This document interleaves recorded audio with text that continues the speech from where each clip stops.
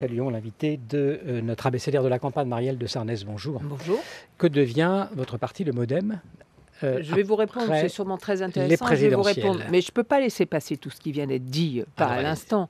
Mais cette espèce de petite musique là, comme ça, ambiante et ambiance, genre les deux se valent. On met les deux sur le même plan. Madame Le Pen, Monsieur Macron. Mais c'est une honte absolue. Je veux dire que les gens aient au moins le courage, que leur oui soit un oui ou que leur non soit un non, comme disaient les évangiles. Mais cette espèce de nini, de je les mets sur le même plan, je ne choisis pas de ces pseudo-intellectuels, mais ils ont la tête à l'envers, mais il faut leur remettre la tête à l'endroit. Mais qu'est-ce que ça veut dire? Vous savez ce que c'est la candidate du Front National? C'est un aller sans retour pour la France. C'est la sortie de l'euro, c'est la sortie de l'Europe, c'est l'affaiblissement de l'Europe, c'est la xénophobie. C'est quelqu'un qui prend les Français pour des gogos, qui leur raconte n'importe quoi, qui promet que demain on rasera gratis.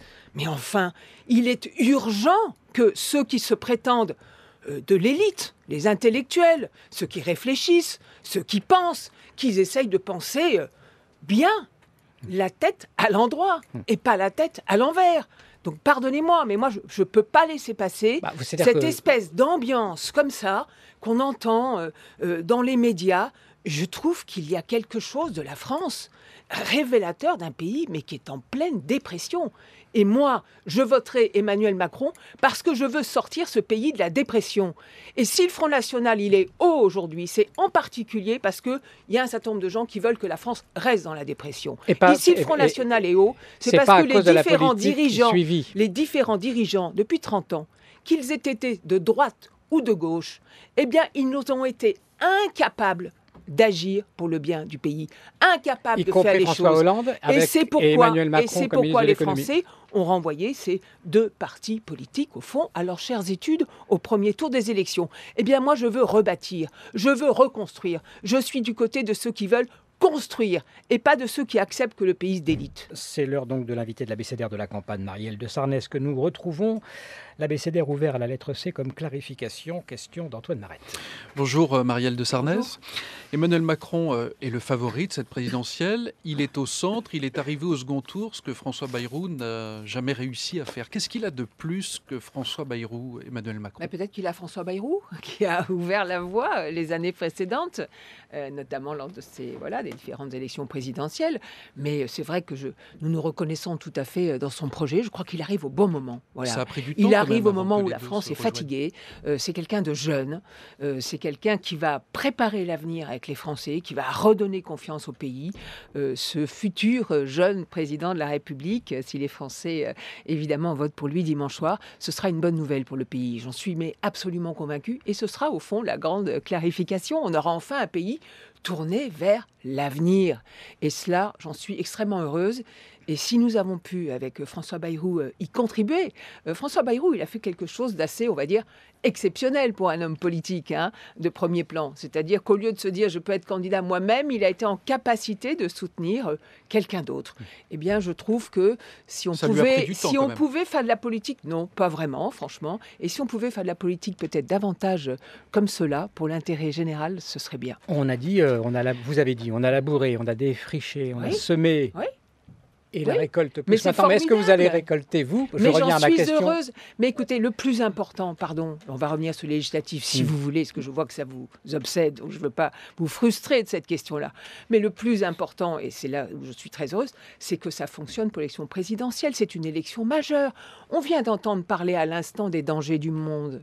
On a entendu parler du Moyen-Orient. On a entendu parler de ce qui se passe en Syrie, de ce qui se passe en Irak, des attentats à Kaboul. Vous croyez qu'une France, au fond, avec quelqu'un qui voudra, comme Marine Le Pen, la diviser, la cliver, antagoniser en permanence, avoir la politique du bouc émissaire, ça sera une France plus forte ou plus faible? Vous croyez qu'une France sans l'Europe, ça sera une France plus forte ou plus faible? Vous croyez qu'un monde sans une Europe politique, forte, démocratique, ce sera un monde plus équilibré ou moins équilibré? C'est ça l'enjeu. Et derrière, les élections législatives, je vous le dis, le nouveau président élu, Emmanuel Macron, comme je le souhaite, il aura une majorité parce que les Français lui donneront une majorité pour agir. Et François Bayrou pourrait devenir les combinaisons des uns et des autres qui veulent surtout pas, qui veulent au fond une sorte d'empêchement à agir. Et François Bayrou pourrait devra devenir avoir Premier une ministre. majorité pour agir. François Bayrou pourrait Mais devenir c'est Premier vraiment vraiment pas la question d'aujourd'hui, c'est vraiment pas la question. La seule question aujourd'hui, jusqu'à dimanche, c'est au fond de mobiliser les énergies de celles et de ceux qui refusent cette dépression française, qui veulent en sortir et qui veulent regarder vers l'avenir et surtout qui veulent participer à une reconstruction du pays. Et c'est pour moi le plus vital et le plus essentiel. Le reste viendra à son terme. Au-delà des termes du renouveau, qu'est-ce qui va vraiment différencier une politique Macron d'une politique Hollande? Mais vous verrez dans les Non, actes je vous pose la question. et dans les faits, vous aurez quelqu'un qui, au fond, oui, il est au centre. Il y aura une majorité, je l'espère, présidentielle, qui sera ce fameux bloc central. Vous savez, moi, j'étais giscardienne. Et donc, Giscard avait cette idée très forte qu'il fallait 2 Français sur 3 pour réformer et gouverner le pays. La France va gouverner au centre. Rassembler, oui. C'est le moment, Eh bien, je alors, qui crois arrive. qu'on y est. On a vu les échecs des uns et des autres pendant 30 années. Les Français ont vu, ils veulent tourner la page. Et cette page, on va la tourner et c'est extrêmement heureux.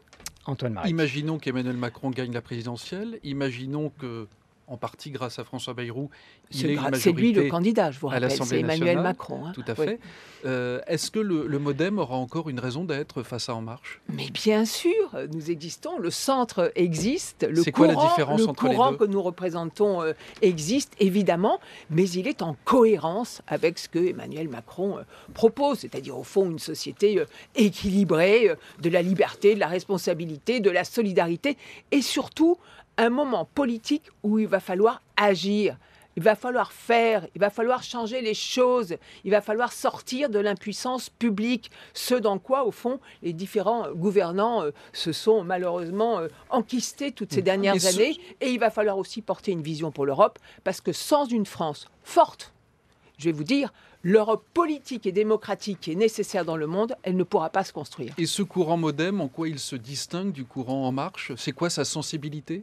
En Marche, c'est le parti qu'a créé Emmanuel Macron. Nous-mêmes, nous avons une sensibilité profondément au centre. Il y a dans En Marche, je pense, des personnalités qui viennent d'horizons différents. On va dire quelquefois du centre-gauche. Nous sommes au centre, clairement ancrés au centre. Mais toutes ces affaires d'étiquette et de parti, elles sont franchement, pardonnez-moi, et c'est une militante politique qui vous le dit, secondaires par rapport aux enjeux qui sont les enjeux de demain. Et je considère que même quelquefois, l'enjeu, il dépasse largement la seule question du projet. Et c'est ça la question de dimanche soir.